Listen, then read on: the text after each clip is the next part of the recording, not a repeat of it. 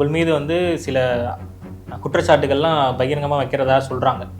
இவங்க வைக்கிறது அதில் வந்து ஒன்று பெண்கள் பிரச்சனையில் வந்து நீங்கள் இருக்கீங்க, அடுத்து வந்து நீங்கள் வந்து கோயிலுடைய பணத்தெல்லாம் வந்து எடுத்துக்கிறீங்க, இந்த மாதிரியான சில குற்றச்சாட்டுகள் சொல்கிறாங்க. நீலாம் ஒரு ஆள், நான் உன்கிட்ட நான் சொல்லிட்டு வரணுமா கோயிலுக்கு?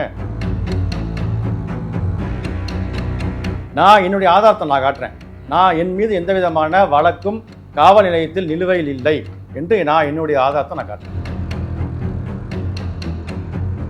ஒருத்தர் தாழ்த்தப்பட்ட சமூகத்தை சார்ந்தவர் வந்து பூஜை பொருளை கை வச்சுட்டாரு அப்படின்னு அந்த பூஜை வந்து விலகி போறார்.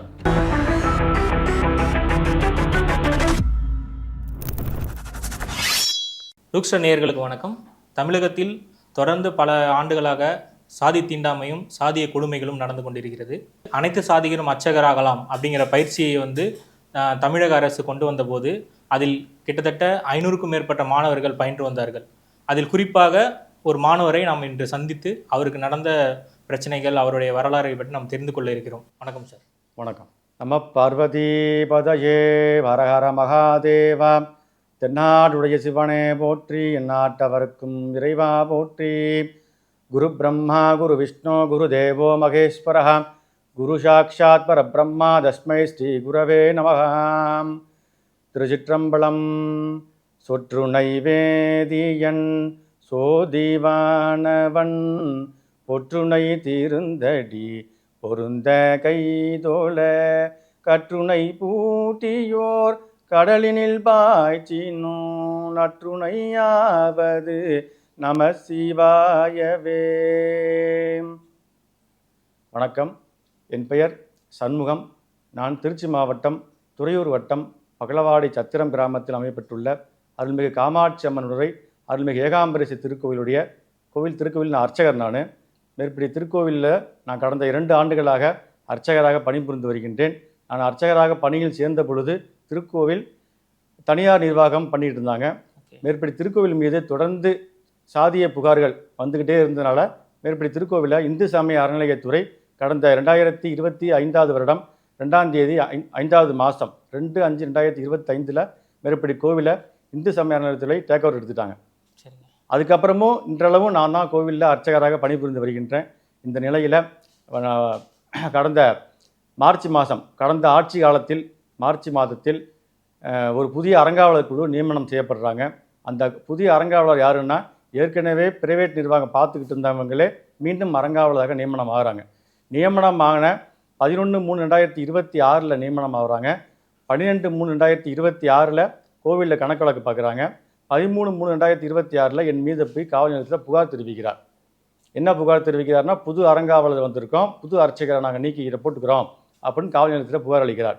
நான் என்னுடைய வழக்கறிஞரோடு சென்று எந்த விதமான என் மீது புகாரும் இல்லாமல், எந்த விதமான அறிவிப்பும் இல்லாமல், எந்த விதமான விசாரணையும் இல்லாமல் என்னையிடம் சாவி கேட்பது முறையற்ற தவறு அப்படின்னு சொல்லி என்னுடைய வழக்கறிஞர் பேசி அன்றைய பிரச்சனையை முடிச்சு வச்சாங்க சார். நான் வந்து பார்த்திங்கன்னா அனைத்து சாதியினரும் அர்ச்சகராகலாம் என்ற திட்டத்தில் கடந்த 2007-2008 கல்வி ஆண்டில் அருள்மிகு சுப்பிரமணிய சாமி திருக்கோவில் திருச்செந்தூரில் இருக்கக்கூடிய பயிற்சி பள்ளியில் படித்து தேர்ச்சி பெற்றிருக்கேன். ஏறத்தாழ 20 வருடங்கள் ஆகிறது. இந்த 20 வருடங்களில் கிட்டத்தட்ட நான் ஒரு 100க்கும் மேற்பட்ட திருமணங்கள் தமிழ் முறைகளையும் சமஸ்கிருதங்களையும் நான் நடத்தி வைத்துள்ளேன். இதில் பார்த்தீங்கன்னா நான் வந்து 100க்கும் மேற்பட்ட குடமுழக்குகளை நடத்தி வைத்துள்ளேன். தமிழ் முறையிலும் சரி சமஸ்கிருதத்திலும் சரி நான் குடமுழக்கு நடத்தியுள்ளேன். 500க்கும் மேற்பட்ட திருமணங்கள் நடத்தி வைத்துள்ளேன். புதுமனை புகுவிழா, காதணி விழா மற்றும் கணபதி ஹோமம் போன்ற அனைத்து விதமான நல்ல விஷயங்களும் என் தலைமையில் நானே நடத்தி வைத்துள்ளேன். யாரும் இதுவரை எந்த விதமான ஒரு குறையும் சொன்னதில்லை. எல்லாரும் நல்லா தான் இருக்காங்க.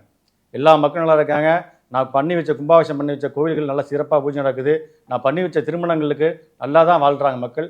யாரும் என்ன குறை சொல்லலைங்க. இப்போ நீங்கள் பண்ண வேலைகள் எல்லாமே வந்து நீங்கள் இருந்த மாவட்டத்தில் மட்டுமா இல்லை தமிழகம் முழுக்க? இல்லை, தமிழகம் முழுவதும் பண்ணியிருக்கேன். நான் வந்து மலேசியாவில் கூட போய் பண்ணியிருக்காங்க. போய் ஓகே ஓகே. மலேசியாவுக்கு போய் வந்து ஆகம விதிப்படி இருக்கிற கோயில்களா இல்லை பொதுவான கோயில்கள்? இல்லை, நான் பூஜை பண்ணக்கூடிய கோவில் ஆகமம் அல்லாத கோவில்கள். அல்லாத கோவில்கள். நான் கும்பாபிஷேகம் பண்ணி வைத்த கோவில்களும் அந்த மாதிரி நிறைய கோவில்கள் கும்பாபிஷேகம் நிறைய பண்ணி வச்சிருக்காங்க. இப்போ நீங்கள் வந்து நிறைய பிரச்சனைகள் சொல்லியிருக்கீங்க. குறிப்பாக நீங்கள் எப்படி வந்தீங்க அப்படிங்கிறத பற்றி நம்ம நேயர்களுக்கு வந்து தெரியணும். படித்த காலங்களில் எப்படி வந்து என்னென்ன பயின்று வந்தீங்க, அதுக்கு என்னென்ன போராட்டங்கள் நடத்துனீங்க, அதுக்கு அடுத்தது இந்த வேலை இன்னும் நீங்கள் வந்து அந்த முழுமை பெறாமல் தான் இருக்கிறீங்க. எனக்கு தெரிஞ்சு அந்த 500க்கும் மேற்பட்ட மாணவர்கள் இப்போ வரைக்கும் வந்து எந்த அறநிலையத்துறை சார்பாகவும் வேலையில் வந்து ஈடுபடலை. அப்போ உங்கள் வாழ்க்கையிலே வந்து பல கஷ்டங்கள் இருந்திருக்கும். அதை பற்றி நீங்கள் வந்து விரிவாக சொல்லுங்க ஐயா. நான் முதல்ல பெரியாருடைய கொள்கைகளை ஏற்று அதன் பிரகாரம் தமிழக அரசு, அன்றைய தமிழக அரசு திராவிட முன்னேற்றக் கழக அரசால் முத்தமிழ் அறிஞர் கலைஞர் அவர்களால் தோற்றுவிக்கப்பட்ட ஒரு திட்டம்தான் இந்த அனைத்து சாதியினரும் அர்ச்சகராகலாம் என்ற திட்டம். இந்த திட்டத்தில் முதல் செட்டில் நான் வந்து படித்தேங்க. 2007-2008 கல்வியாண்டில் திருச்செந்தூர் அருள்மிகு பாலசுப்ரமணிய சாமி திருக்கோவிலில், சுப்பிரமணிய சாமி திருக்கோவிலில் நான் வந்து பயின்றேன். பயின்றதுக்கப்புறம் பார்த்தீங்கன்னா எந்த விதமான எங்களுக்கு பணியும் கிடைக்கலைங்க. அரசு சார்ந்த அரசு பணியோ எந்த விதமான ஒரு உதவித்தொகையோ. இன்றைக்கு பார்த்தீங்கன்னா அதே அர்ச்சகர் பயிற்சி பள்ளியில் ஒரு மாணவர் படித்தார்னா படிக்கிற மாணவருக்கு உதவித்தொகை மாதாந்திரம் 10,000 ரூபா அரசு வழங்குதுங்க. நாங்கள் அன்றைக்கு படித்த காலங்களில் எங்களுக்கு வெறும் 500 ரூபா கொடுத்தாங்க. நீங்கள் சொன்ன காலம் வந்து 2007 2008. 2007-2008. அது முதல் பேட்ச். அதான் முதல் பேட்ச். அந்த முதல் பேட்சில் நான் வந்து படிச்சிருக்கோம். நாங்கள் படித்தோம். முதல் பேட்சில் படித்த மாணவர்களுக்கு முழுமையாக இதுவரைக்கும் யாருக்கும் வந்து அரசு பணி நியமனம் கிடைக்கல. அதுக்கு காரணம் சட்ட போராட்டங்கள். பலவிதமான சட்ட போராட்டங்கள்னால இதுவரைக்கும் யாருக்கும் வந்து முழுமையான பணி நியமனம் கிடைக்கல. என்னை போன்ற முன்னின்று போராட்டம் நடத்தியவர்களுக்கும் பணி நியமனம் இதுவரைக்கும் கிடைக்கல. ஒரு கேள்வி, அந்த படிக்கும்போது உங்களுக்கு ஏதாவது அதை படிக்க விடாமல் பண்ணுற மாதிரி அந்த மாதிரி சில நடந்திருக்கும் இல்லையா? இப்போ ஏற்கனவே நிறைய திரைப்படங்கள் எல்லாம் கூட கண்டிப்பாக அந்த மாதிரியான நீங்கள் ஃபேஸ் பண்ண ஒரு கடினமான சூழ்நிலைகள். இப்போ வந்து ரங்கநாதன் ஐயா எனக்கு தெரியும், அவர் சில அவருடைய வாழ்க்கை கஷ்டங்களை பற்றி சொல்லியிருக்காரு, நிறையா போராட்டங்களை சொல்லியிருக்காரு. அது மாதிரி நீங்கள் படிக்கும்போது உங்களுடைய பள்ளிக்கூடத்துக்கு போகிறதுக்கு, அந்த பயிற்சி பள்ளிக்கு போகிறதுக்கு, இல்லை ஊர்லேருந்து ஏதாவது வந்து தவறாக உங்களை மிக்ஸ்மேயர் பண்ணியிருப்பாங்க, நீலாம் எப்படா படிக்க வரேன் ஏதாவது சொல்லியிருப்பாங்க இல்லையா? இந்த மாதிரி நீங்கள் ஏதாவது ஃபேஸ் பண்ணியிருந்தீங்கன்னா அதை பற்றின விஷயங்கள் சொல்லுங்கள். அது நான் படிக்கிறதுக்கு முன்னாடியே நான் வந்து ஆன்மீகத்தில் இருந்தேங்க. சரிங்க. கோவில்களில் உழவார பணி செய்வது, தேவாரம் திருவாசகம் பாடுறதுக்கு ஆன்மீகத்தில் இருந்தேன். அப்போவே என்னை வந்து நீலாம் அதெல்லாம் பாடக்கூடாது அப்படிங்கிற ஒரு வேற்றுமை, ஒரு தீண்டாமை அப்போவே இருந்தது. எனக்கு அந்த வயசில் தெரியல, தீண்டாமை அப்படிங்கிறது எனக்கு தெரியல. எனக்கு அப்போ எனக்கு வயசு கம்மிங்கிறது தெரியல எனக்கு. இப்போ பார்த்தீங்கன்னா படித்து முடித்ததுக்கப்புறம் படிக்கும் பொழுதும் பார்த்தீங்கன்னா எங்களுக்கு கல்வி புகட்ட வந்த ஆசிரியரை வந்து பார்த்தீங்கன்னா மிரட்டி அவர் பணியிலிருந்து விரட்டிட்டாங்க. முதல்ல வந்த தலைமை ஆசிரியரை பார்த்தீங்கன்னா வந்து 2 நாளில் அவர் பணியிலிருந்து விரட்டிட்டாங்க. ஆகம ஆசிரியரையும் வந்து ஒரு வாரத்திலேயே அவர் வந்து மிரட்டி, அங்கே இருக்கக்கூடிய பிராமணர்கள்லாம் சேர்ந்து அவர் விரட்டிட்டாங்க. அதுக்கப்புறம் வந்த தலைமை ஆசிரியரும் ஒரு ஆகம ஆசிரியரும் தான் எங்களுக்கு பயிற்சியை தொடர்ந்து எங்களுக்கு வழங்கினாங்க. நாங்கள் பயிற்சி முழுமையாக பெற்றிருந்தாலும் எங்களுக்கு வந்து ஒரு அரசு அங்கீகாரம் கிடைக்கல. சரி, அரசு அங்கீகாரம் கிடைக்கல. அப்படிங்கும்போது பெரியார் தைத்தில் பெரியாருடைய ஒரு மனதில் இப்போ அரசு தான் இதை வந்து ஆரம்பிச்சுது. ஆமாம். ஆனால் அரசு ஏன் உங்களுக்கு வந்து அந்த அங்கீகாரம் கொடுக்கல? அங்கீகாரம் கொடுக்கலாம், சட்ட போராட்டங்கள். சரி, அது வந்து எதிர்த்து வந்து வழக்கு நடந்துகிட்டு இருந்தனால கொடுக்க முடியல. ஓ ரைட்டு. என்னுடைய கருத்து பார்த்தீங்கன்னா பெரியார் என்ற ஒருவருடைய நெஞ்சில் தைத்த முல்லை இப்போ பிடுங்கி 500 பேத்து நெஞ்சில் ஆணி அடித்த மாதிரி இருக்கு. சரி, அப்படிதான் இருக்குங்க. இப்போ ஒரு நெஞ்சில் தைத்த முள்ளை நான் அகற்றேன்னு வந்து முத்தமிழ் அறிஞர் வந்து சட்டம் இயற்றினார், எங்களை படிக்க வச்சார். படிக்க வச்சுட்டு நடுத்தருவில் எங்களை விட்டாங்க. இன்னைக்கு நாங்கள் நடுத்தருவில் நிற்கிறோம். நாங்கள் எந்த விதமான அரசு அங்கீகாரமும் எங்களுக்கு கிடைக்கல, நடுத்தருவில் நிற்கிறோம். மக்கள் எங்களை ஏற்றுக்கிட்டாங்க. மக்கள் வந்து எங்களை நல்லபடிதமாக ஏற்றுக்கிட்டாங்க. மக்கள் ஏற்றுக்கிட்டாலும் ஒரு திட்டம் முழுமை பெறணும்னா அரசினுடைய அங்கீகாரம் எங்களுக்கு கிடைக்க பெற வேண்டும். எந்த விதமான ஒரு உதவித்தொகை கூட இதுவரைக்கும் எங்களுக்கு வழங்கப்படவில்லை. நாங்கள் பல முறை 20 வருடங்களாகவும் நாங்கள் பல முறை கடந்த ஆட்சி காலங்களில் பல முறை நேரில் சென்று அமைச்சர்கிட்ட நாங்கள் வந்து மனு கொடுத்துருக்கோம், நேரில் போய் பேசியிருக்கோம். அவங்க வந்து ஒரு சில அமைச்சர்கள்லாம் நாங்கள் வந்துட்டு போனதுக்கு பஸ்ஸுக்கு தான் காசு கொடுப்பாங்க. 500 பஸ்ஸுக்கு வச்சுக்கப்பா அப்படின்னு கொடுப்பாங்களே ஒழிய அரசுடைய எங்களுடைய திட்டம், அந்த திட்டத்தில் படிச்சிருக்கோம், அதுக்கு ஒரு உதவித்தொகை வழங்கணும், அவங்களுக்கு ஒரு பணி நியமன வழங்கி கொடுக்கணும் அப்படிங்கிற ஒரு இது இல்லைங்க. இப்போ கடந்த கால ஆட்சியில் பார்த்தீங்கன்னா அவங்க ஆட்சி பொறுப்பேற்ற 100 நாள்லேயே நாங்கள் வந்து அனைத்து சாதி அர்ச்சகருக்கும் நாங்கள் வந்து பயின்ற மாணவர்கள் அனைவருக்கும் வந்து வேலைவாய்ப்பு கொடுப்போம்னாங்க. நாங்கள் வந்து ஏன் அவ்வளோ அவசரப்படுறீங்க, 100 நாளுக்குள்ளே போட வேண்டும் நாங்கள் யாரும் கேட்கல. மாணவர்கள் சார்பில் யாரும் 100 நாளுக்குள்ளே பணி நியமனம் எங்களை பண்ணுங்கன்னு நான் கேட்கல. அவங்களா சொன்னாங்க. சொன்ன பிரகாரம் பேப்பரில் விளம்பரப்படுத்தினதில் படித்த மாணவர்களில் நிறைய மாணவர்களுக்கு அந்த ஏஜ் லிமிட் ஆயிடுச்சு. 35 ஏஜ் லிமிட் பண்ணியிருந்தாங்க. ஏஜ் லிமிட் முடிஞ்சிருச்சு. இதை நாங்கள் அரசுக்கு தெரியப்படுத்தினோம். அப்போ திமுக அரசுக்கே நாங்கள் தெரியப்படுத்தினோம், இந்த மாதிரி ஒரு சூழ்நிலை இருக்குது, எங்களுக்கு ஏஜை வந்து கொஞ்சம் லிமிட்டை வந்து தளர்த்தி கொடுத்து பணி நியமனம் ஆணுங்க போடுங்கன்னு சொன்னோம். அவங்க அதில் செவி கொடுத்து கேட்கல.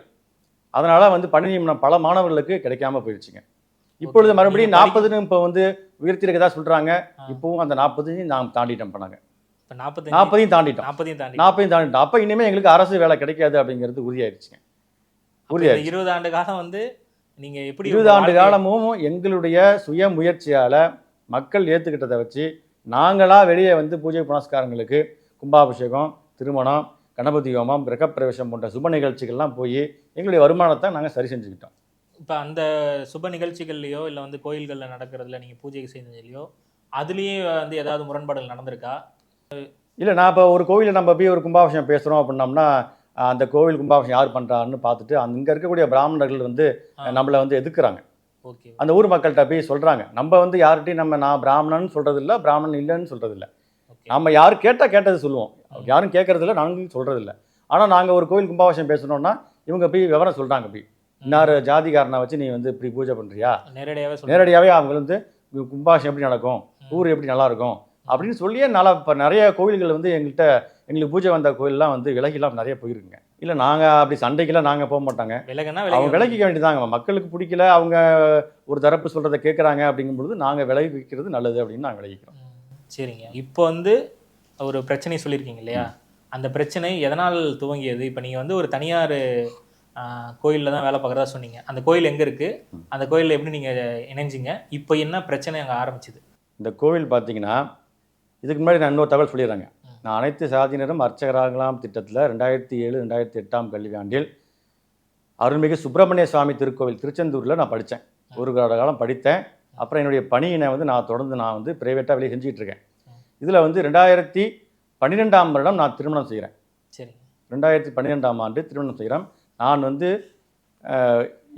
எம்பிசி வகுப்பை சார்ந்தவர். எனது மனைவி வந்து எஸ்சி சமூகத்தை சார்ந்தவர். அப்போ நான் கலப்பு திருமணம் செஞ்சுருக்கேன். இன்டர் கேஸ்ட் மேரேஜ், கலப்பு திருமணமும் செஞ்சுருக்கேன். சரிங்க சரிங்க. ஜாதியையும் ஏற்றுட்டு போராடுறேன், ஜாதி மறுப்பு கொள்கைக்கும் நான் ஆதரவாக இருக்கேன், கலப்பு திருமணமும் செஞ்சுருக்கேன். இது என்னுடைய பின் பலன்கள், என்னுடைய பின் விவரம் இதுதான். நான் என்னை பற்றி முழுசாக தெரியணும்னா, நான் அனைத்து சாதியினும் அர்ச்சகராம் திட்டத்தில் படிச்சிருக்கேன், இன்டர் கேஸ்ட் மேரேஜ் பண்ணியிருக்கேன், கலப்பு திருமணம் பண்ணியிருக்கேன் அப்படிங்கிறது தான் என்னுடைய பின்பலம். ஓகே. இந்த நிலையில் வந்து பார்த்திங்கன்னா, கடந்த திருச்சி மாவட்டம் துறையூர் வட்டம் பகலவாடி கிராமம் பக்கத்தில் இருக்கக்கூடிய சத்திரம்ங்கிற கிராமத்தில் அமையப்பட்டுள்ளது அருள்மிகு காமாட்சி அம்மனுடைய அருள்மிகு ஏகாம்பரேஸ்வரர் திருக்கோவில். திருக்கோவில் பழமை வாய்ந்த கோவில், 1000 வருடங்களுக்கு மேலான பழமை வாய்ந்த கற்கோவில், ஆகமம் இல்லாத கோவில். அது கோவில் இருந்து சிதிலமடைஞ்சு போனது. சிதிலமடைஞ்சு போனதை 2007 அந்த ஊர் மக்களோ சிவனடியார்களோ சேர்ந்து எடுத்து திருப்பணி பண்ணி கும்பாபிஷேகம் பண்ணி பூஜைகள் நடந்துக்கிட்டு இருக்குங்க. அங்கே சரியான ஒரு அர்ச்சகர், ஏற்கனவே அங்கே கூடிய பிராமணர் அர்ச்சகர் பூஜை பண்ணிக்கிட்டு இருந்தார். அவர் சரிவர பூஜை பண்ணலை அப்படிங்கிற காரணத்தை காட்டி என்னை கூப்பிட்டாங்க. 2024 மார்ச் மாதம் 2ஆம் தேதி நான் போய் ஜாயின் பண்ணுறேன் அந்த கோவிலில் போய். அப்போ வந்து தனியார் நிர்வாகம் பார்க்குறாங்க, அந்த கோவிலில் நான் போய் ஜாயின் பண்ணுறேன். ஜாயின் பண்ணி நான் அந்த பூஜை பண்ணிக்கிட்டு இருக்கும் பொழுது அதுக்கு முன்னாடியே அந்த கோவில்கள் மேலே ஏகப்பட்ட புகார்கள் இருந்திருக்கும் போல, எனக்கு தெரியாது. ஜாயின் பண்ணும்போது உங்களுக்கு எதுவும் தெரியல. எனக்கு கோவில் பூஜைக்கு கூப்பிட்டாங்க, உங்களுக்கு எதுவும் பிரச்சனைகள் இல்லை, அதெல்லாம் ஒன்றும் பிரச்சனைகள்லாம் யாரும் சேர்த்துக்கிட்டாங்க. அவங்களா தான் கூப்பிட்டாங்க, நானாக போய் வாலண்டரி கேட்கல. அவங்களா ஆள் வேணும்னு ஒருத்தர் மூலியமாக தகவல் வந்துச்சு. அப்புறம் நான் போனேன், உட்காந்து சம்பளம் பேசி பூஜை பண்ண சொன்னாங்க. பூஜை பண்ணிக்கிட்டு இருந்தேன். இப்படி பூஜை பண்ணிக்கிட்டு இருக்கும்போது, அதாவது நான் பூஜை பண்ணுறதுக்கு முன்னாடி அந்த கோவிலில் பிராமணர் பூஜை பண்ணார். ஓ சரி சரி. அவங்களுக்கு வந்து நான் பிராமணர் இல்லைங்கிறது மட்டும் தான் தெரியும். நானும் என்னை கேட்கவும் இல்லை, நான் சொல்லவும் இல்லை. நீ என்ன கம்யூனிட்டி, என்ன பேக்ரவுண்டானு கேட்கல. பூஜை பண்ண ஆள் வேணும்னு கேட்டாங்க, பூஜை பண்ண வர சொன்னாங்க, பூஜை பண்ணி கொடுத்தேன். மக்கள் எல்லாரும் நல்லபடியாக நல்லா விரும்பினாங்க, நான் பண்ணக்கூடிய பூஜை நல்லபடியாக விரும்பினாங்க. நான் அந்த கோவிலுக்கு போனதுக்கப்புறம் போய் 6 மாதத்துக்குள்ளேயே திருப்பணி செஞ்சு கும்பாபிஷேகம் பண்ணிட்டேன்.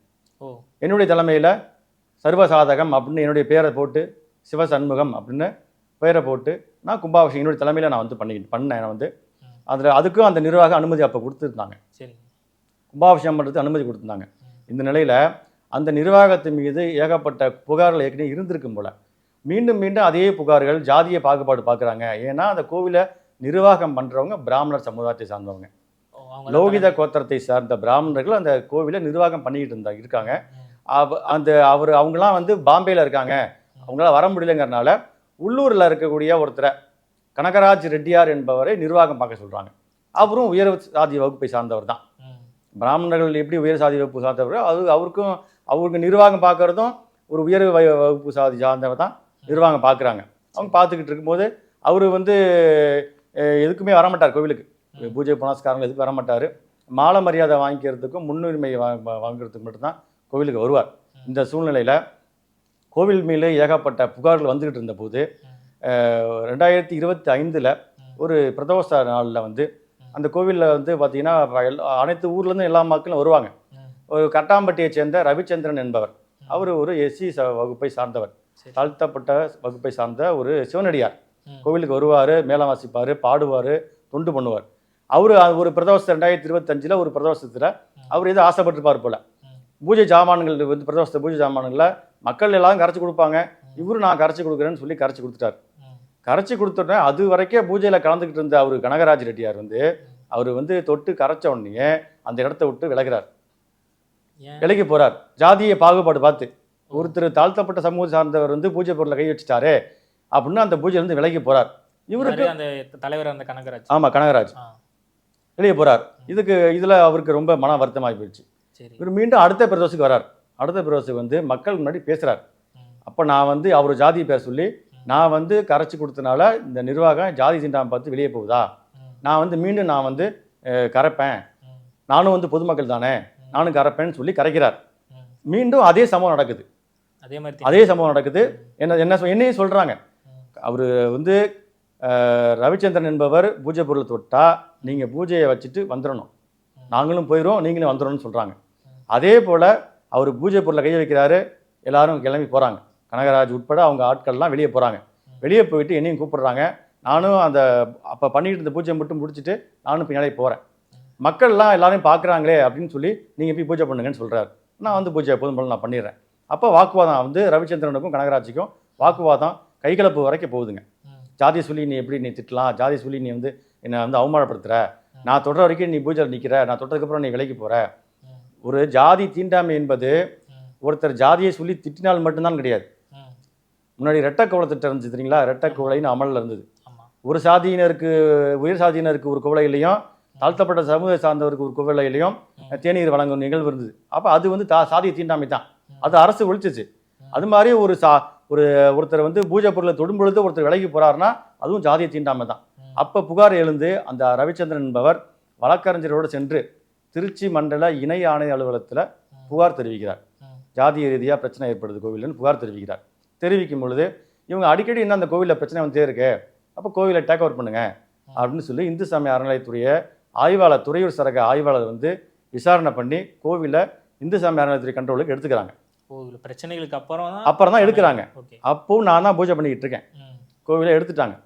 எடுத்த உடனே நாளைக்கு காலையில் வந்து டேக் ஓவர் பண்ணுறாங்க, பூஜை பொருட்கள் சாமி சிலைகள்லாம் கணக்கெடுக்க வராங்கன்னு சொல்லி முதல் நாளே என்கிட்ட வந்து அவர் கனகராஜுங்கிறவர் கோயிலுடைய 50 சிலைகள்லாம் கொடுங்க அப்படின்னு கேட்குறாரு.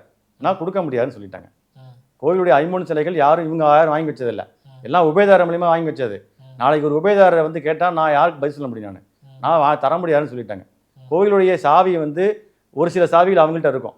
அந்த சாவியை பார்த்தீங்கன்னா கோயிலுடைய பாத்திர பண்டங்கள், சமைக்கக்கூடிய பொருட்கள், அடுப்பு, கேஸ், சிலிண்டர் உட்பட எல்லாத்தையுமே பார்த்தீங்கன்னா வந்து எடுத்துட்டு போயிட்டாருங்க. இரவோட இரவா வந்து எடுத்துட்டு போயிட்டாரு. பசுமாடு அறநிலையத்துறைக்கு நாளைக்கு மாற போகுதுன்னா நைட்டே எடுத்துட்டு போயிட்டாரு. நைட் எடுத்துட்டு போயிட்டாரு. 3 கோவில் இடையில அந்த 50 சிலைக்கான இதுவும் கேட்குறாரு. நான் கொடுக்க மறந்துட்டேன். இந்த நிலையில வந்து பசுமாடு கோவில்களில் ஒரு 10 மாடு வளர்த்துக்கிட்டு இருந்தோம் அன்னைக்கு. அதில் நல்லா பெரிய மாடாக பார்த்தா 3 மாடை வித்துட்டார். அன்னைக்கு கோயில் மாட்டை 3 மாட்டை ஆட்டோவில் வச்சு ஏற்றிட்டு கொண்டு போயிட்டாங்க. நான் காலையில் வந்து பார்க்குறேன், பாத்திர பண்டங்கள்லாம் பார்த்தீங்கன்னா எல்லாத்தையும் தூக்கிட்டு போயிட்டாருங்க. தூக்கிட்டு போய் பசுமாட்டு 3 மாட்டை வந்து ஏற்றிட்டு போயிட்டாருங்க. காலைல நம்பரை நான் வந்து பார்த்துட்டு என்னன்னு வாட்ச்மேன் இருக்கும்போது வாட்ச்மேன் சொல்கிறாரு, இந்த மாதிரி அவர் தம்பு வந்தார், எடுத்துட்டு போயிட்டாரு, நான் ஒன்றும் சொல்ல முடியல அப்படின்னு கேட்குறாரு. நான் அவர் தொலைபேசி தொடர்பு கொண்டு இது வந்து முறையற்ற செயலுங்க, இது வந்து நான் வந்து அப்புறம் கணக்கு சொல்லணும், நான் வந்து நீங்கள் ஜாமானை கொண்டு வந்து வைங்கன்னு சொன்னதுக்கப்புறம் ரவிச்சந்திரன் கோயிலுக்கு வந்தார். அவரும் வந்து சத்தம் போடுறார், நீங்கள் ஜாமானை எடுத்துகிட்டு போன தப்பு, கோயில் பொருள் அது வந்து நீங்கள் யாரும் வாங்கி தரல, உபயதாரரை வாங்கி கொடுத்த பொருள், நாளைக்கு இவங்க கேட்பாங்க கொண்டு கொடுன்னு சொன்னதுக்கப்புறம் எடுத்துகிட்டு போனதில் பாதி பொருளை கொண்டு வந்து கோயிலில் வந்து வச்சுட்டு போயிட்டாருங்க. மீண்டும் வந்து வச்சுட்டு போயிட்டாருங்க. இந்த நிலையில் நானே தொடர்ந்து கோவில்களில் வந்து அறநிலையத்துறையில் புதுசாக ஒரு கோவிலில் அர்ச்சகர் பணி நியமனம் பண்ணணும்னா பணி விளம்பரம் பண்ணணும், அதுக்கு அப்ளிகேஷன் கொடுப்பாங்க, அதில் ஒருத்தர் தேர்ந்தெடுப்பாங்க, இது அவங்களுக்கு அப்பாயின்மெண்ட் ஆர்டர் கொடுப்பாங்க. இந்த கோவிலுடைய டேக் ஓவர் பண்ணுறாங்க, பிரைவேட் நிர்வாகத்திலேருந்து நிர்வாகம் கைமாறுது அறநிலையத்துறைக்கு போகுதுன்னா அவங்க டேக் ஓவர் எடுக்கிறப்ப கணக்கு எடுக்கும் பொழுது பணியாளர்கள் யார் இருக்காங்க, கோவிலில் என்ன சொத்து மதிப்பு இருக்குது, தங்கம் எவ்வளோ இருக்குது, வெள்ளி இருக்குது எவ்வளோ இருக்குங்கிறத குறிச்சிக்குவாங்க. அதன் அடிப்படையில் என்னுடைய பேரை குறிச்சிட்டாங்க, அர்ச்சகர்னு சொல்லி என்னுடைய பேரை குறிச்சிக்கிட்டாங்க. இது நடந்துக்கிட்டு இருக்கும்பொழுது அவங்க பார்த்தீங்கன்னா நிர்வாகம் கண்ட்ரோல் மாறுது.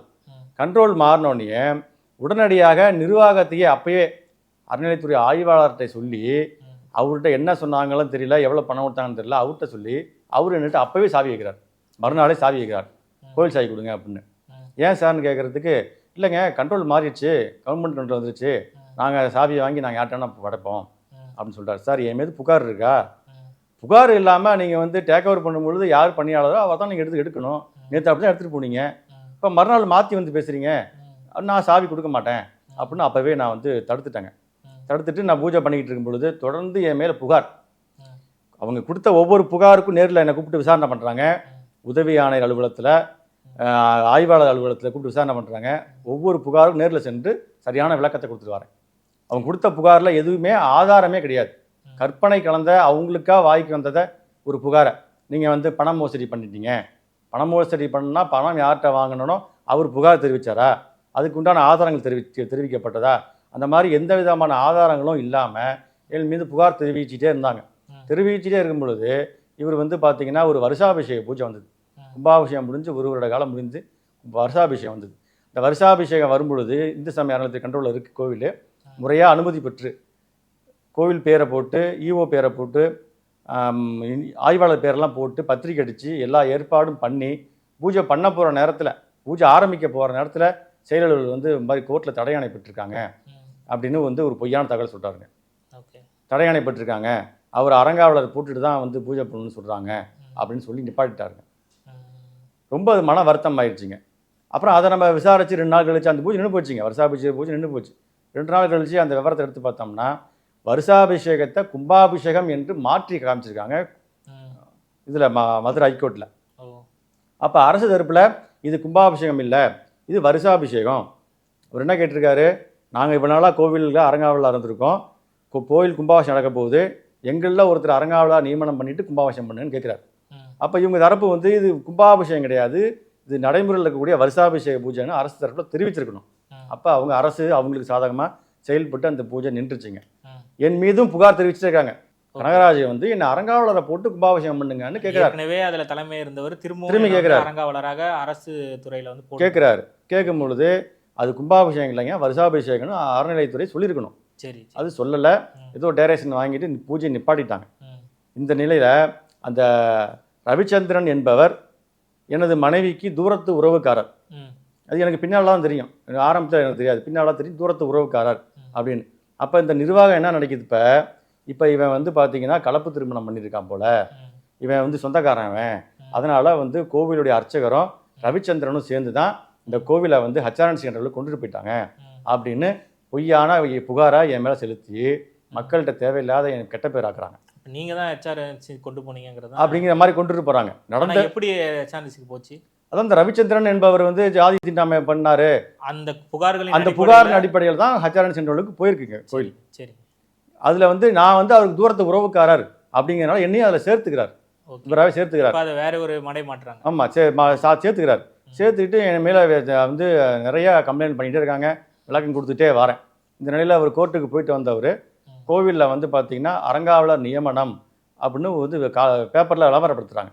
விளம்பரப்படுத்தும் போதே ஊர் மக்கள்லாம் சேர்ந்து என்ன சொல்கிறாங்க, இவர் ஏற்கனவே நிர்வாகம் பார்க்கும் பொழுது இவர் வந்து ஜாதிய பாகுபாடு பார்த்தாரு, மீண்டும் இவரை அறங்காவலர் பதவிக்கு விண்ணப்பம் செய்கிறாரு, இவர் அறங்காவலர் பதவிக்கு வந்து தேர்ந்தெடுக்கக்கூடாது அப்படின்னு ஊர் மக்கள், பொதுமக்கள் 100 பேர் 200 பேர் பக்கமாக கையொப்பம் விட்டு எதிர்ப்பு மனு தெரிவிக்கிறாங்க. ஊர் மக்களே தெரிவிக்கிறாங்க.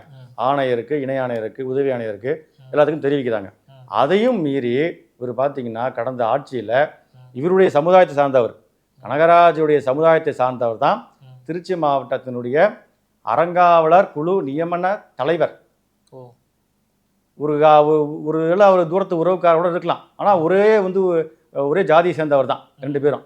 அதன் அடிப்படையில் இவங்க செல்வாக்கை வச்சு கரெக்டாக வந்து தேர்தல் தேதி அறிவிக்கிறதுக்கு ஒரு மாதத்துக்கு முன்னாடி, ஒரு மாதம் கூட இல்லை, ஒரு 20 நாளைக்கு முன்னாடி அறங்காவலராக பணி நியமன ஆணையம் வாங்கிட்டு வரார். அவரை சார்ந்தவர்களும் அந்த லோகிதா கோத்திரத்தை சேர்ந்த பிராமணர்கள் 2 பேரும் சேர்ந்து மொத்தம் 5 பேருன்னு நியமனம் ஆகுறாங்க. என்னைக்கு நியமனம் ஆகிறாங்க? 11/3/2026 அறங்காவலராக நியமனம் ஆகுறாங்க. நியமனம் ஆகி 12/3/2026 கோவிலில் வந்து கணக்கு வழக்கு பார்க்குறாங்க.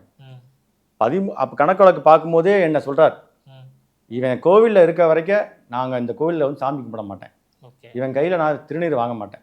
அந்த தீண்டாமை மீண்டும் தொடர்றார். ஏன்னா நான் வந்து அப்போ தான் அவருக்கு தெரியுது நான் கலப்பு திருமணம் செஞ்சுருக்கேன், அவர் எனக்கு தூரத்து உறவினருங்கிற விஷயம்லாம் அவருக்கு தெரிய வருது.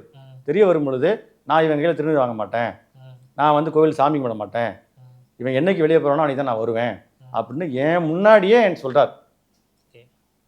எனக்கு வந்து மதியமாக 2 மணிக்கு வந்து என்னை கூப்பிட்டு கணக்குள்ள கெடுக்கிறாங்க. வெயிலில் கணக்குள்ள கெடுக்கும் பொழுது எனக்கு வந்து நிற்கவும் முடியல, பசி சாப்பிடவும் இல்லை அன்றைக்கி நான். அதனால் நான் எந்த விதமான எதிர்ப்பும் தெரிவிக்கல. என் எதிர்ப்பு தெரிவித்து அவங்க கூட அந்த அடியாட்கள்லாம் சேர்ந்து என்னை அடிச்சிடுவாங்க. அவர் தனியாகவே வர மாட்டாங்க கோயிலுக்கு. அவர் எப்போ வந்தாலும் 10 பேர் தான் கோயிலுக்கு வருவாருங்க. அந்த மாதிரி இருக்கும் பொழுது அந்த 13/3/2026 அன்று புலிவளம் காவல் நிலையத்தில் போய் ஒரு புகார் தெரிவிக்கிறார். பொய்யான புகார். நான் வந்து சாவி வந்து ஒப்படைக்க மாட்டேங்கிறேன்னு கேட்குறாரு. நாங்கள் வந்து வழக்கறிஞரை வச்சு அந்த பிரச்சனையை முடிக்கிறோம். சாவி கேட்குற இடம் வந்து காவல் நிலையம் இல்லை, அறநிலைத்துறை அதிகாரியை வைத்து பேசி வாங்க வேண்டிய விஷயத்த இங்கே காவல் நிலையத்தில் பேசக்கூடாது, இது கட்ட பஞ்சாயத்து ஆயிரும் அப்படின்னு அன்றைக்கி அந்த பேசிய விஷயத்தை முடிச்சுட்டு அதில் ஒரு கூடுதலான தகவல், இப்போ அந்த பகுதியில் இருக்கிற சிலரை நான் வந்து விசாரிக்கும் போது உங்கள் மீது வந்து சில குற்றச்சாட்டுகள்லாம் பகிரங்கமாக வைக்கிறதா சொல்கிறாங்க. இவங்க வைக்கிறது அதில் வந்து ஒன்று பெண்கள் பிரச்சனையில் வந்து நீங்கள் இருக்கீங்க, அடுத்து வந்து நீங்கள் வந்து கோயிலுடைய பணத்தெல்லாம் வந்து எடுத்துக்கிறீங்க, இந்த மாதிரியான சில குற்றச்சாட்டுகள் சொல்கிறாங்க. அது வந்து உண்மையிலே அவங்க வந்து என்ன ஆதாரத்தில் அதை சொல்கிறாங்க? இல்லை, அவங்க என்ன ஆதாரத்தை சொல்கிறாங்கன்னு நீங்கள் அவங்கள தான் கேட்கணும். என்ன ஆதாரத்தில் சொல்கிறாங்க அப்படின்னு.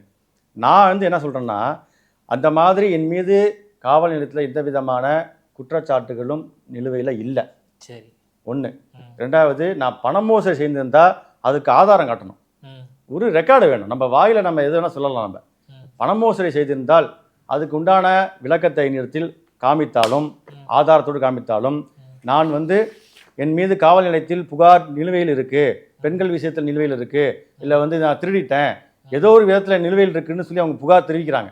அந்த புகார் அப்படி தெரிவித்தது நிரூபணம் செய்யப்பட்டால் இந்த அர்ச்சக தொழிலை விட்டு நான் வெளியே போகிறேங்க. சரி, நான் 20 வருடம் அர்ச்சகராக வேலை பார்த்துட்டு இருக்கேன். எனக்கு இனிமேல் இந்த அர்ச்சகர் தொழிலுக்கு வரமாட்டேன். நான் என்னுடைய ஆதாரத்தை நான் காட்டுறேன். நான் என் மீது எந்த விதமான வழக்கும் காவல் நிலையத்தில் நிலுவையில் இல்லை என்று நான் என்னுடைய ஆதாரத்தை நான் காட்டுறேன். இது வந்து போலீஸ் கொடுத்த ஆதாரம். போலீஸ் கொடுத்த ஆதாரம். போலீஸ் வந்து அவங்க மேனுவலாக கொடுக்க மாட்டேன், அவங்க வந்து பார்த்தீங்கன்னா ஆன்லைனில் தான் அப்ளை பண்ணி வாங்கணும்னு சொல்கிறாங்க. இவங்க இந்த புகார் என்கிட்ட கேட்குறாங்க, உங்கள் மீது வந்து இந்த மாதிரி வந்து பெண்கள் விஷயத்தில் வந்து காவல் நிலையத்தில் புகார் இருக்குன்னு சொல்கிறாங்க அப்படின்னு கேட்கும்பொழுது, நான் காவல் நிலையத்துக்கு சென்று ஆன்லைனில் அப்ளை பண்ணி நான் வாங்கிட்டு போய் கொடுக்குறேன், என் மீது நிலுவையில் இல்லைன்னு சொல்லி. என்னை வந்து எப்படியாவது வந்து என்னை வந்து துரத்திடணும் அப்படின்னு நீங்கள் போலீஸ் ஸ்டேஷனில் போய் நேரில் எழுதி வாங்கிட்டு வாங்க அப்படின்னு சொல்கிறாங்க. இது முறையே கிடையாது. ஆன்லைனில் கொடுத்தாவே போதுங்க. நான் திரும்பி காவல் நிலையத்தில் சென்று அங்கே இருக்கிற அதிகாரிகள்கிட்ட நான் விவரமாக பேசும்பொழுது, இது வந்து ஆன்லைனில் தான் கொடுக்கணுங்க, இப்படி கையில் எழுதி கொடுத்தா எப்படிங்க செல்லுன்னு கேட்குறாங்க. ஒத்துக்க மாட்டேங்கிறாங்க. என்னை சாதிய தீண்டாமையை பார்த்து வெளியே அனுப்புறதுக்கு ஏதோ ஒரு காரணத்தை தேடுறாங்க.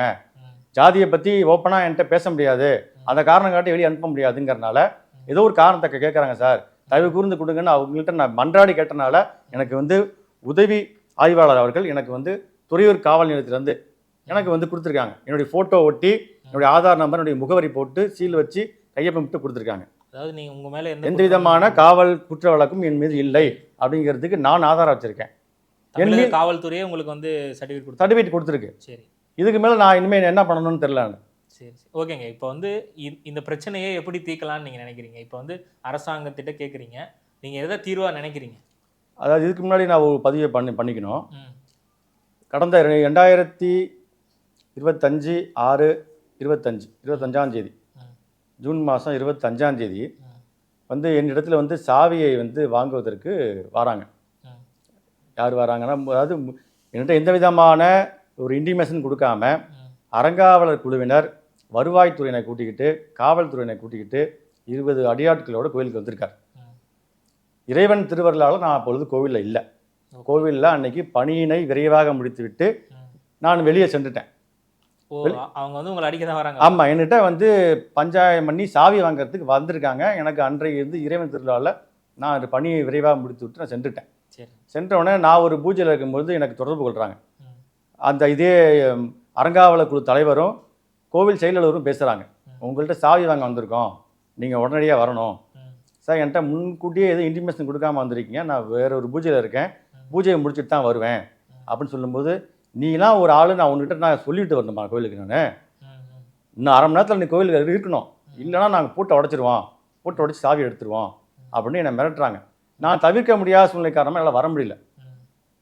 இந்த சம்பவம் பார்த்தீங்கன்னா திருச்சியுடைய இந்து சமய அறநிலையத்துடைய உதவி ஆணையர் அவர்கள் உத்தரவு போட்டிருக்கார். ஒரு வாரத்துக்கு முன்னாடி தான் அதே உதவி ஆணையர்கிட்ட நான் போய் நேரில் போய் பேசும் பொழுது, சார் அவர் சாவி கேட்குறாரு சார், சாவி கேட்குறாருன்னா அப்படிலாம் சாவி கொடுக்க முடியாது, அது தப்புங்க, அது உங்கள் மேலே அவர் வந்து புகார் சொல்லணும், அதை உங்கள்கிட்ட விசாரணை பண்ணணும், இந்த மாதிரி நிறைய ரூல்ஸ் இருக்குது, அதை வந்து இந்து சமய அறநிலையத்துறைக்கு தெரியப்படுத்தணும், நாங்கள் உங்களை விசாரணை பண்ணுவோம், அதையும் மீறி புகார் ஊர்ஜிதப்படுத்தினா தான் நாங்கள் நடவடிக்கை எடுக்க முடியும், எடுத்தோடனே சாவி கொடுக்க முடியாதுன்னு என்று சொன்ன அதே உதவி ஆணையர் என்னிடத்தில் சாவி பெற்றுக்குவாங்க அப்படின்னு சொல்லி ஒரு ஒரு ஆர்டரை வந்து கொடுத்துருக்காரு. இது ஒரு சொன்னவர் கொஞ்ச நாள் கழிச்சு இப்படி ஒரே வாரத்தில் சொல்லிட்டார். இது ஒரு பிறம் இருக்காங்க. அன்றைய சூழ்நிலையில் அன்றைய தினத்தில் நடந்த நிகழ்வுகளை நான் வந்து ஒரு வீடியோ வெளியிட்டேன் அன்றைக்கு. அந்த வீடியோ சமூக வலைத்தளங்களில் ஒரு 4 நாளுக்கு முன்னாடி வந்தது. ஆமாங்க, வீடியோ ஆதாரங்கள் சமூக வலைத்தளத்தில் பரவி இந்து சமய அறநிலையத்துறை மாண்புமிகு அமைச்சர் அவருடைய பார்வை சென்றிருக்குங்க. அவருடைய பிஏ வந்து அதை வந்து எனக்கு நம்ம பார்த்து தொடர்பு கொண்டாருங்க. என்னுடைய எண்ணுக்கு தொடர்பு கொண்டு இந்த மாதிரி உங்களுக்கு வந்து என்ன பிரச்சனைன்னு கேட்டார். நடந்ததை சொன்னேன். சரி, நான் தக்க நடவடிக்கை எடுப்போம் அப்படின்னு விரைந்து செஞ்சாங்க. அதெல்லாம் இது இல்லை, விரைந்து செஞ்சாங்க. ஆனால் பார்த்தீங்கன்னா மறுநாள் காலையில் 8:30 மணிக்கு மணச்சநல்லூர் சரக இந்து சமய அறநிலையத்துறை ஆய்வாளர் சீனிவாசன் என்பவர் எனக்கு தொடர்பு கொள்கிறார். நாங்கள் வந்து இந்த மாதிரி அமைச்சர் உத்தரவின் பேரில் உங்களுக்கு வந்து விசாரணைக்கு வரோம் 10 மணிக்கு, நீங்கள் கோவிலில் இருங்க. சரிங்க சார், வேறு யாரும் வராங்க சார்னு கேட்குறேன். கேட்கும் போதே அவர் கொஞ்சம் வார்த்தை தடிமனா, நான் வரேன் அவ்வளோதான் எனக்கு தெரியும் அப்படிங்கிற மாதிரி சொல்லிட்டு வச்சுட்டாருங்க. அதே போல் 10 மணிக்கு வந்தாருங்க. பார்த்தா அதே உதவி ஆணையர் என்னிடத்தில் சாவியை பெற வேண்டும் என்று நினைக்கக்கூடிய அதே உதவியாளர் என்னிடம் விசாரணை செய்ய வரார். அதே உதவியாளர் விசாரணை செய்ய வராரு.